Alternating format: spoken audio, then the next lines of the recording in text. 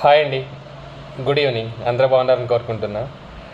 So November నుంచి January మంత్లో Microsoft company వాళ్ళ ఈమెయిల్ బ్రీచ్ అయ్యి సీనియర్ డైరెక్టర్స్ మెయిల్స్ నుంచి there are lot of phishing emails send చేశారు కదా.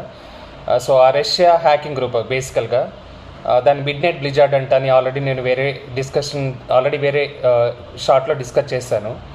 ఆ మిడ్ నైట్ బ్లిజార్డ్కి ఎనదర్ నేమ్ వచ్చేసి నోబెలియం, ఎనదర్ నేమ్ వచ్చి APT-29 కదా.